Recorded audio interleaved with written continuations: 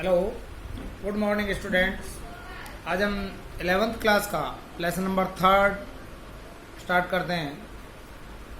3rd chapter जो है हमारा, उसका नाम है आंकड़ों के संकलन की जनगणना और प्रतिदर्श विधियां। अर्थात हमने पीछे पढ़ा कि स्टैटिक्स जो होती है उसकी 5 स्टेजेस होती हैं। तो पहली जो स्टेज है वो है आंकड़ों का संकलन करना, यानी collection of data. There are 5 stages of statics. First थी कलेक्शन ऑफ डाटा, तो वही हम कलेक्शन ऑफ डाटा आज स्टार्ट करते हैं। तो इसमें देखिए, डाटा कलेक्शन की 2 मेन मेथड्स इस चैप्टर के अंदर हम पढ़ेंगे, और वो 2 मेन मेथड जो है, पहला है यानी सेंसस मेथड और सेकंड है सैंपल मेथड। अब यहाँ बात आती है कि सेंसस मेथड होता क्या है और क्या सैंपल मेथड होता क्या है। तो उससे पहले कुछ एक आध टॉपिक है इसमें। देखिए, सबसे पहले बात करते हैं हम समग्र की। समग्र क्या है? समग्र का मतलब यहाँ है कुल। पीछे भी हमने पिछले चैप्टरों में बताया आपको। समग्र या जिसको हम यूनिवर्स कहते हैं और पॉपुलेशन कहते हैं, दोनों का मतलब कुल होता है, यानी जनसंख्या। पॉपुलेशन मीन जनसंख्या। तो स्टैटिक्स में किसी सब्जेक्ट से रिलेटेड जो टोटल डाटा होते हैं और जो एग्रीगेट्स आइटम्स होते हैं, उनको हम समग्र यानी यूनिवर्स और पॉपुलेशन कहते हैं। मीन्स जिसके बारे में भी हमें जानकारी इकट्ठा करना है वो समग्र है। मान लीजिए आप 11th क्लास के स्टूडेंट्स के बारे में जानकारी इकट्ठा करना चाहते हैं, तो 11th क्लास के जो स्टूडेंट्स हैं, नंबर ऑफ स्टूडेंट्स, वो है समग्र या टोटल या पॉपुलेशन यूनिवर्स कहलाएगा। इसके बाद इसी में एक टॉपिक आता है कि मद किसे कहते हैं, item. What is mean by item? Item क्या है?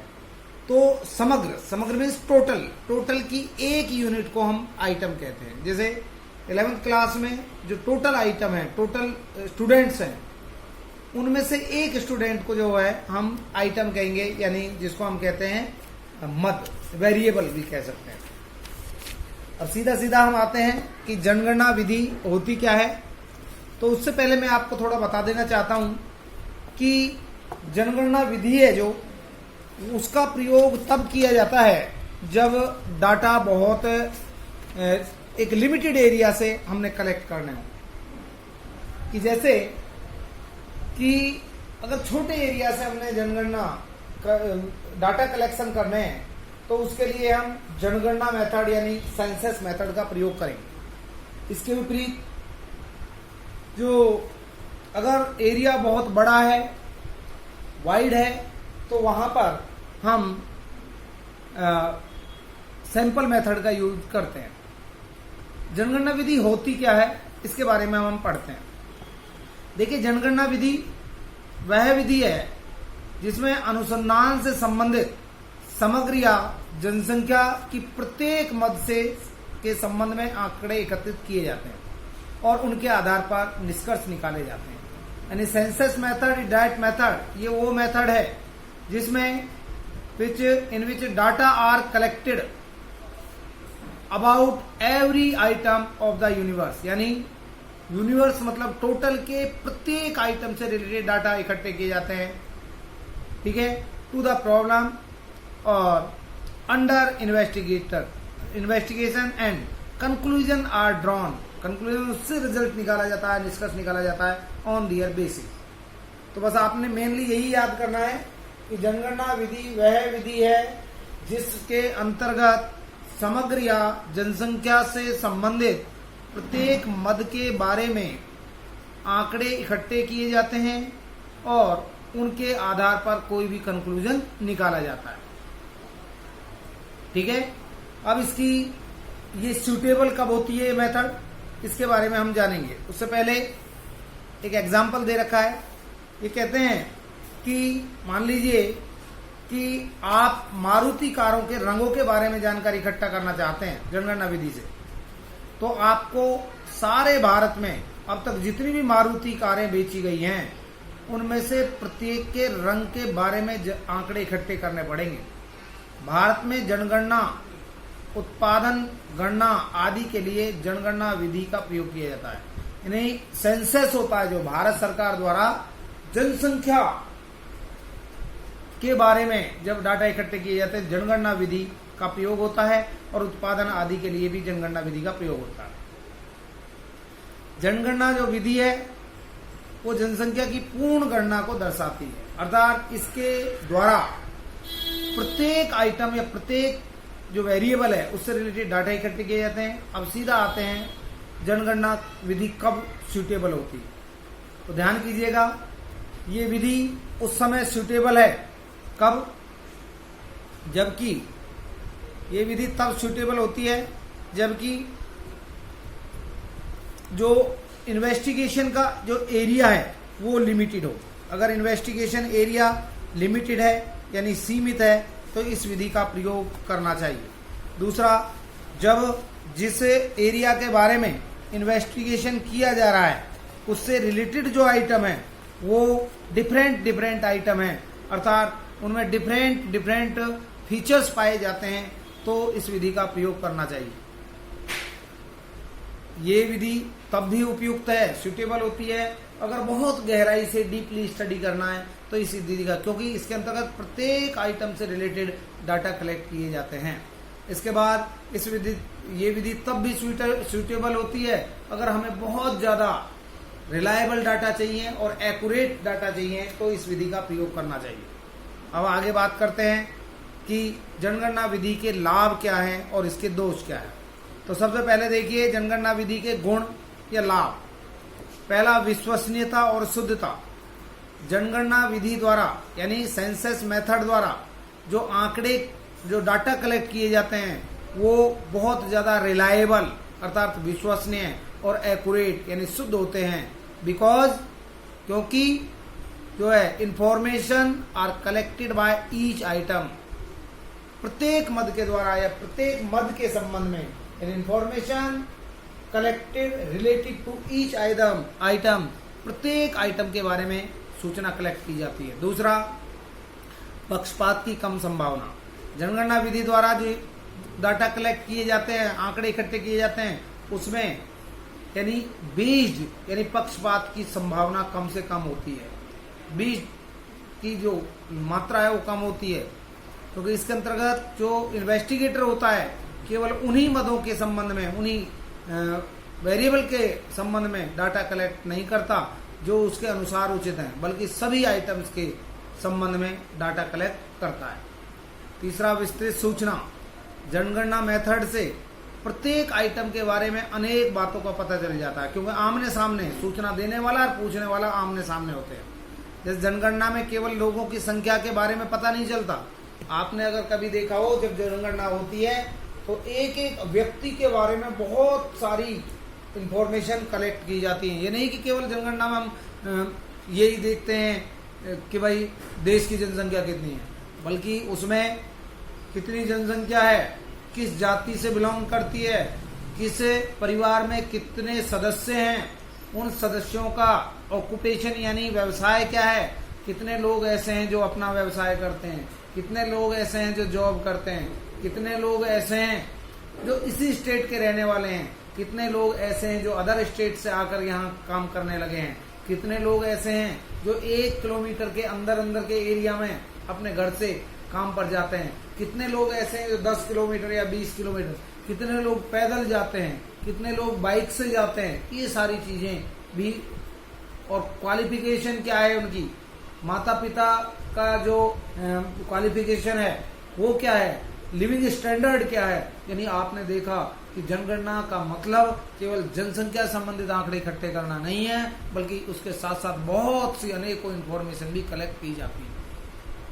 तभी तो आपको मालूम पड़ जाता है कि हमारे देश में इतने % लोग साक्षर हैं, इतने निरक्षर हैं, इतने लोग एम्प्लॉयड हैं, इतने अनएम्प्लॉयड। ये सारे डाटा जो सेंसस डिपार्टमेंट द्वारा सेंसस कराया जाता है तो पता चलता है। इसके बाद है विभिन्न विशेषताओं का अध्ययन। कहता है कि जब किसी सांख्यिकी समूह या जनसंख्या के मध्य एक दूसरे से काफी भिन्न हो तो इस विधि का प्रयोग करना लाभदायक हो। मान लीजिए कि जिस ग्रुप के बारे में आप डाटा कलेक्शन कर रहे हैं, इंफॉर्मेशन कलेक्ट कर रहे हैं, वो सब डिफरेंट है, तो ये मेथड अपनाना चाहिए। एक एग्जांपल देता हूं। मान लीजिए माता जी जब कुकर में आलू उबालती हैं, तो आलू अगर डिफरेंट वैरायटी के, मतलब कोई छोटा है, कोई बहुत बड़ा है, कोई बहुत छोटा है, तो आलू उबालते समय उस समय जब वो चेक करती हैं तो प्रत्येक आलू को दबा कर देखा जाता है कि कौन सा कच्चा है, कौन सा पक गया। तो वहां और किसी विधि का प्रयोग नहीं कर रही, वो जनगणना विधि का ही प्रयोग कर रही है, क्योंकि इसमें हर आइटम, हर आलू को देखा गया, चेक किया गया कि वो कच्चा है या पक्का है। तो इसमें जब डिफरेंट आइटम हो किसी ग्रुप में, तो ये मेथड सूटेबल होता है। नेक्स्ट है मिश्रित अनुसंधान का अध्ययन। यदि अनुसंधान की प्रकृति इस प्रकार की है कि सांख्यिकी समूह की प्रत्येक मद का अध्ययन करना जरूरी है, अगर आपको लगता है कि जो हम इन्वेस्टिगेशन कर रहे हैं और प्रत्येक आइटम के बारे में इन्वेस्टिगेट करना जरूरी है, तो इस विधि का प्रयोग किया जाना चाहिए, या ये विधि ही सुटेबल होती है। इसके बाद जो नेक्स्ट है वो है आपका अप्रत्यक्ष जांच। मीन्स जनगणना विधि ऐसी समस्याओं का भी अध्ययन करने में उपयोगी है जिसका अध्ययन प्रत्यक्ष रूप से सांख्यिकी के अंतर्गत नहीं किया जा सकता, जैसे बेरोजगारी और भ्रष्टाचार। डायरेक्ट आप पता नहीं लगा सकते कि कितने लोग इस देश में बेरोजगार हैं, कितने भ्रष्टाचारी हैं, तो इनडायरेक्ट तरीके से जनगणना मेथड जो है उन लोगों का पता लगा सकता है। इसके बाद बात आती है कि जनगणना विधि के दोष क्या है। हर एक मेथड के कुछ लाभ हैं तो कुछ दोष भी होते हैं। पहला दोष है खर्चीली विधि। देखिए, इसमें प्रत्येक आइटम से रिलेटेड डाटा कलेक्ट किए जाते हैं, तो हर एक के पास जाना पड़ता है, उसके लिए बहुत ज्यादा लोगों की जरूरत होती है, ठीक है, और ज्यादा खर्च करना पड़ता है। आप जानते हैं, आप अनुमान लगा सकते हैं कि जब भारत सरकार पॉपुलेशन के बारे में जो है काउंटिंग कराती है तो उसमें लाखों करोड़ों रुपया खर्च हो जाता है। तो ये जो है अधिक खर्चीली विधि है। दूसरा, अधिक मानव शक्ति। जनगणना विधि के द्वारा जब डाटा कलेक्ट किए जाते हैं तो इसमें मैन पावर की बहुत ज्यादा आवश्यकता होती है। घर घर जाने के लिए, मान लो पलवल के ही बारे में आपको जानकारी इकट्ठा करनी है तो प्रत्येक घर में आपको जाना पड़ेगा, डाटा कलेक्ट करने पड़ेंगे, ठीक है, जिसमें बहुत ज्यादा लोगों की आवश्यकता होगी और लोग भी ट्रेंड लोगों की आवश्यकता होगी। इसके बाद है तीसरी समस्या जो है इसकी है विशाल अन्वेषण के संबंध में कठिनाई। Not suitable for large investigation, यानी ये विधि अधिक जो बड़ा एरिया है उस इन्वेस्टिगेशन के लिए उपयुक्त नहीं है, क्योंकि इस विधि के माध्यम से प्रत्येक आइटम्स के बारे में विस्तृत जानकारी करनी पड़ती है, तो ये बड़े क्षेत्र के लिए बहुत ज्यादा उपयुक्त नहीं है। बड़े का मतलब समझिए कि माता जी मान लीजिए चावल बना रही हैं, कुकर में उन्होंने चावल बनाए, उबालने के लिए रख दिए। अब आप देखते होंगे कि जब वो चावलों को चेक करती हैं कि ये कच्चे हैं या पक्के हैं, तो जनगणना विधि का प्रयोग वो नहीं करती, अर्थात हर चावल को प्रेस करके वो नहीं देखती कि वो कच्चे हैं या पक्के हैं, उसके लिए किसी दूसरे मेथड का उपयोग करती है। ये जनगणना विधि। अब दूसरा मेथड है जो प्रतिदर्श विधि। प्रतिदर्श विधि क्या है? प्रतिदर्श कहते हैं इंग्लिश में सैंपल।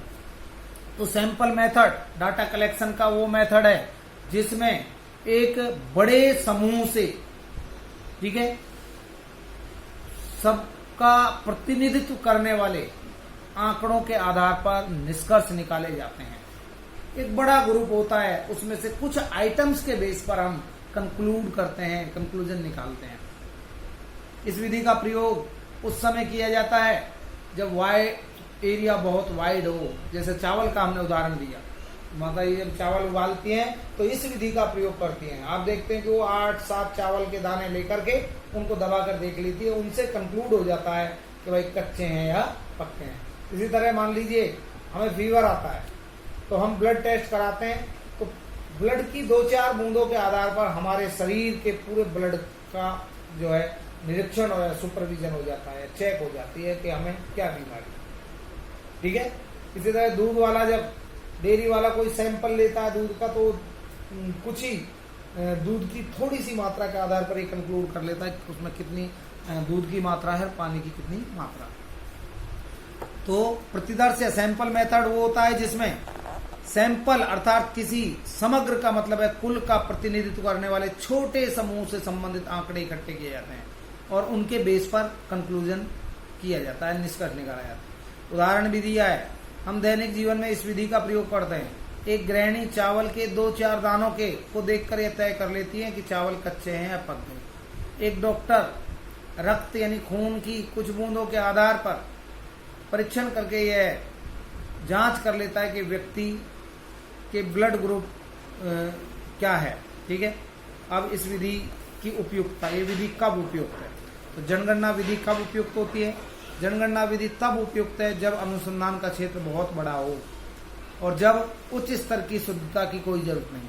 उच्च स्तर की शुद्धता का मतलब है कि मान लीजिए 2-4 चावल कच्चे रह भी जाते हैं। कई बार आपने देखा होगा कि कुछ चावल टाइट रह गए। ठीक है।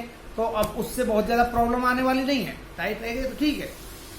चने हम उबालते हैं, कुछ चने उसमें हार्ड रह जाते हैं, तो बहुत ज्यादा एक्यूरेसी नहीं चाहिए। और विभिन्न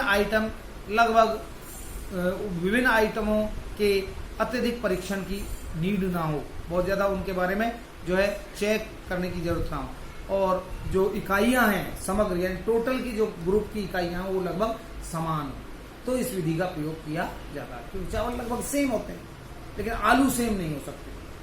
इसके बाद इस विधि के गुण और दोष देखिए। पहला, ये कम खर्चीली विधि। डाटा कलेक्ट करने की जो सैंपल मेथड है वो बहुत कम लो कॉस्ट वाला है, यानी इकोनॉमिकल है। इसमें धन और मेहनत की बचत होती है क्योंकि समग्र के प्रत्येक आइटम से संबंधित आंकड़े इकट्ठे ना करके केवल उनका प्रतिनिधित्व करने वाले आइटमों के बारे में जानकारी प्राप्त की जाती है। इसके बाद नेक्स्ट जो आता है वो है इसके बाद है समय की बचत। प्रतिदर्श या सैंपल मेथड में आंकड़ों का अधिक जो है शीघ्रतापूर्वक संकलन किया जा सकता है। बहुत जल्दी आप चावल है तुरंत आप जो है उनमें 4 चावल निकालकर प्रेस करके देख सकते हैं कि कच्चे हैं पक्के हैं। लेकिन आलू के मामले में आपको लगभग सब आइटम के पास जाना पड़ेगा क्योंकि मदों की संख्या कम होती है। इस प्रकार जो टोटल है समय है उसकी बचत होती है। इसके बाद है गलती की पहचान।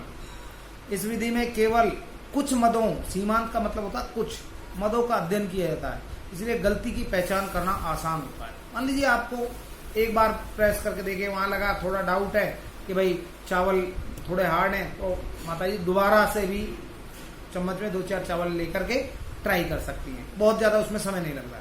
इसका कारण यह है कि यह विधि अधिक विश्वसनीय होती है, तो बार बार आप ट्राई कर सकते हैं, तो उसमें डाउट की संभावना खत्म हो जाती है। विशाल अन्वेषण की स्थिति में, यानी अगर बहुत गहराई से अध्ययन करना है, प्रतिदर्श विधि अधिक उपयोगी है क्योंकि जनगणना विधि के प्रयोग पर बहुत अधिक धन खर्च करना पड़ता है। अगर मान लीजिए विशाल अन्वेषण का मतलब है कि इन्वेस्टिगेशन का एरिया बहुत बड़ा है, तो ये विधि बहुत ज्यादा सूटेबल होती है क्योंकि इसमें कम धन और कम समय लगता है। एक एग्जांपल लेते हैं। आपने सुना होगा इलेक्शन के टाइम में जो है कई बार न्यूज चैनल ये बता देते हैं, अपना सर्वेक्षण बताते हैं कि हमने एक सर्वे किया और उसमें ये पार्टी आगे जा रही है, कांग्रेस आगे जा रही है या बीजेपी आगे जा रही है, या कांग्रेस को इतनी सीटें मिलने वाली हैं या बीजेपी को इतनी सीटें मिलने वाली हैं। आखिर ये कैसे पॉसिबल है? क्या उन्होंने सब लोगों से पूछा? क्या आपसे राम से पूछा? क्या पूरी देश की जनसंख्या से वो पूछ के आए कि कंक्लूड कर रहे हैं? नहीं, ऐसा नहीं होता। बल्कि वो क्या करते हैं कि ग्रुप से पूछ लेते हैं। मान लो जगह जगह जाके 10 आदमियों से कहीं पूछा, 20 से, इस तरह मान लो उन्होंने 10,000 लोगों से पूछ लिया क्योंकि उनके एंकर अलग अलग जगह रहते हैं, और 10,000 लोगों के आधार पर वो कंक्लूड कर लेते हैं। तो 130 करोड़ जनसंख्या को रिप्रेजेंट कर गए वहां पर 10,000 लोग के। ठीक है। इसके बाद है प्रशासनिक सुविधा, एडमिनिस्ट्रेटिव कन्वीनियंस। इस विधि में सर्वेक्षण यानी जो सुपरविजन का संगठन और प्रशासन अधिक सुविधापूर्वक ढंग से किया जाता है। क्योंकि अधिक निपुण और योग्य प्रश्नकर्ता नियुक्त किए जाते हैं। अब इसमें ऐसा नहीं है कि अनट्रेंड व्यक्ति होते हों, जो कंक्लूजन निकालते हैं, जो निष्कर्ष निकालते हैं, बहुत टैलेंटेड और शिक्षित लोग होते हैं। इसके बाद अधिक वैज्ञानिक, रोनाल्ड फिशर के अनुसार प्रतिदर्श विधि यानी सैंपल मेथड है जो वो अधिक साइंटिफिक होता है, क्योंकि आंकड़ों को अन्य जो सैंपल है उसके द्वारा भी जांचा जा सकता है। अब इसके कुछ डीमेरिट्स हैं। डीमेरिट क्या क्या है? सबसे पहले पक्षपात पूर्ण होता है। ये विधि जो है पार्शियल होती है, पक्षपात होता है इसमें, क्योंकि जो इन्वेस्टिगेटर है वो जो है हो सकता है उन आइटमों को चुन ले जो उसकी नजरों में अच्छे हैं, जिनको वो बहुत पसंद करता है। मान लीजिए एक टीचर है, ठीक है, वो जो है क्लास से मॉनिटर चुन रहा है, हो सकता है उसका कोई रिलेटिव हो, उसको चुन लिया उसने मॉनिटर, तो यहां पक्षपात हो गया, ठीक है।